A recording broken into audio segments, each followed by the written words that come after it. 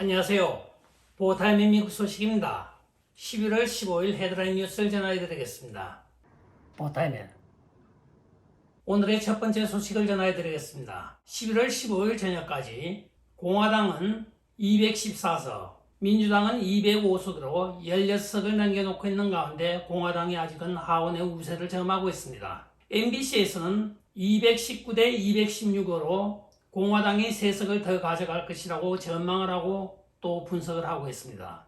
전날에 비하여 오늘 하루에 아리조나에서 2석을 가져오고 오레곤에서 1석을 내줌으로써 전날의 8석 차이가 오늘은 9석 차이로 늘어나고 있습니다. 그러나 남아있는 16개의 의석의 대부분 캘리포니아와 민주당 성향의 블루스테이트가 많이 포함되어 있기 때문에 그 격차는 3석으로 줄어들 것이라고 MBC에서는 분석을 하고 있습니다. 그러나 오늘 안타깝게도 아리조나 주지사 선거에서 케이티 홉스와 카릴 레이크의 경선에서 카릴 레이크가 아깝게 석패를 하였습니다. 그러나 아직도 많은 의문점이 들고 있는 것은 아리조나주에서 예비선거일에 민주당은 23%만 투표하였고 선거 당일에는 17%만 민주당원들이 나와서 투표한 것으로 발표되고 있는 가운데 어떻게 결과에는 50% 가까이 민주당이 나오는지 참 불가사의한 일이 벌어지고 있었던 것입니다. 득표수의 차이가 지금 1% 미만으로 나타남에 따라 전체의 재검표가 이루어질 것으로 전망되어지고 있는 가운데 과연 최종 확정 판결은 어떻게 나올지 많은 의문을 자아내고 있습니다. 재검표를 하게 되면 항상 민주당이 가져가고 있는데 여기도 그런 일이 발생하지 않을까 심히 염려가 되고 있습니다. 다음 소식입니다. 선거가 끝난 지 일주일이 되었지만 우리가 하원 의석을 다수를 차지한다는 장담을 할 수가 없습니다. 그것이 바로 공화당 지지자들이 2년 동안 선거를 통하여 얻은 2번의 교훈이기도 합니다. 하원을 다수당을 차지한다 하더라도 케빈 맥카티는 바로 라이노입니다. 그의 뒷배는 조지 부시이고 또 그는 글로벌리스트들의 조종을 받고 있는 무자비한 사람이기도 합니다. 또한 그는 공개석상에서는 도널드 트럼프 대통령 편을 드는 척하지만 비공개상에서는 라이노를 절대적으로 추종하고 있는 인물이기도 합니다. 하원 원내대표들이 다수당이 되게 되면 보통 하원 의장을 맡게 되어 있습니다. 그러나 이번에는 좀 차원이 달라집니다. 아리조나주 하원 의원인 앤디 빅스가 바로 하원 의장직에 출마하겠다고 오늘 공식적으로 발표를 하였습니다. 즉 케빈 맥카티를 못 믿겠다는 것이겠죠. 그러나 또 공화당 일각에서는 도널드 트럼프 대통령을 하원 의장으로 만들고 조 바이든과 카말라 해리스를 탄핵함으로써 하원 의장이 권력 서열 3위이기 때문에 대통령으로 취임할 수 있는 시나리오도 지금 나오고 있다고 전해지고 있습니다. 과연 도널드 트럼프 대통령이 하원 의장직을 맡을지 안 맡을지는 아직 미지수입니다. 그러나 미국의 하원 의장직은 원내 의원이 아니라 하더라도 당원 중에 아무나라도 할 수가 있기 때문에 도널드 트럼프 대통령이 하원 의장을 맡을 확률도 아직 열려 있는 것입니다.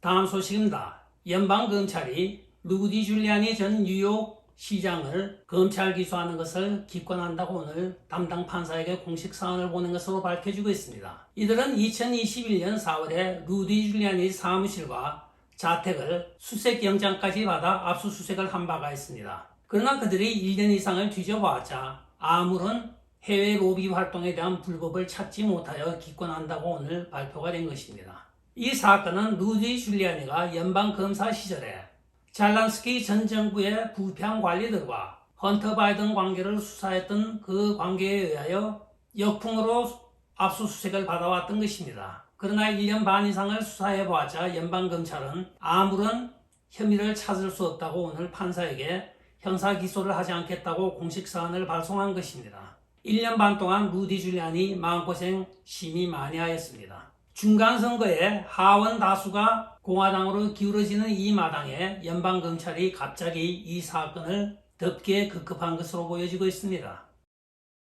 다음 소식입니다. 척 슈머는 미치 맥코넬이 공화당 상원 원내대표로 있는 것을 바라고 있습니다. 그러나 공화당 내에서는 미치 맥코넬의 지지도가 형편없습니다. 오늘 시빅조사에 따르면 유권자의 7%만 미치 맥코넬을 호의적으로 보고 있고 81%는 미치 맥코넬에 대하여 비우호적으로 보고 있습니다. 공화당원 내에서도 미치 맥코넬에 대하여 부정적인 여론은 61%이고 오직 그를 지지하는 의견은 11%로 나타나고 있다고 시비크에서 오늘 발표를 하고 있습니다. 이렇게 인기 없는 미치 매코넬을 상원 원내대표로 둘 이유는 전혀 없습니다. 공화당 상원 정신 바짝 차리고 상원 원내대표부터 바꿔야 될 것으로 보여지고 있습니다. 이번 중간선거에서 대패한 이유는 요번이 아닙니다. 2020년에 여러 가지 비정상적인 수치가 나오고 그래프가 나왔을 때 상원에서부터 목소리를 높였어야 합니다. 하원은 워낙 의석수가 모자라니까 어쩔 수 없다 하더라도 한석수가 적은 상원에서라도 목소리를 높여줘야 되는데 미치 매코넬은 조 바이든의 이중대 역할을 하였던 것입니다. 따라서 미국의 부채는 20조를 지금 넘어서고 있고 인플레이션은 걷잡을 수 없이 일어나고 있습니다. 또한 많은 노동자들의 실질 수익은 감소를 하고 있는 이 모든 것이 대부분의 사람들은 미치 매코넬이 손 놓고 있었기 때문에 이렇게 된 것이라는 것을 잘 알고 있기 때문에 마땅히 정계에서 퇴출되어야 할 1호 대상이기도 합니다. 그러나 아직 그의 임기는 4년이 남아 있습니다. 1차적으로 원내대표부터 끌어내려야 되겠습니다. 다음 소식입니다. 텍사스에서 최연소 주 하원 의원이 탄생하였습니다. 그녀의 이름은 캐롤라인 해리스로 불과 28에 불과하며 텍사스 지구 52지구에서 주 하원 의원으로 당선된 것입니다. 물론 공화당 후보이죠. 축하합니다.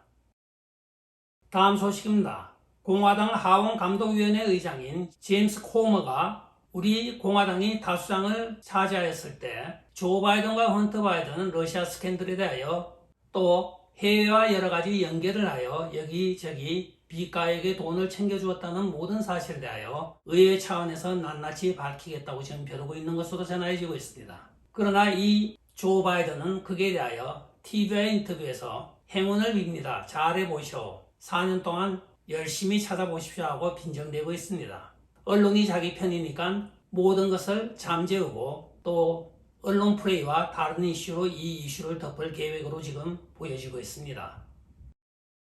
다음 소식입니다. 무인 왕복 우주선인 X-37B가 플로리다 나사에 무사히 귀환하였습니다. 908일을 우주에서 보내면서 13억 마일을 우주비행을 한 비행선이기도 합니다.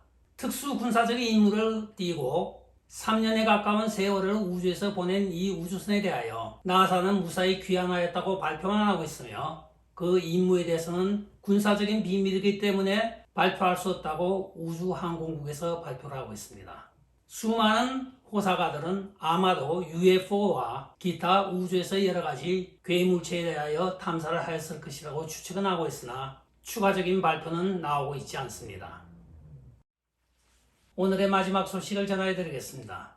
미드나잇 카우보이로 유명한 존 보이트가 도널드 트럼프 대통령에 대하여 진실을 이해하고 미국인의 최선의 이익을 추구하고 있는 유일한 역대 대통령 중에 한 명이라고 극찬을 하고 있습니다.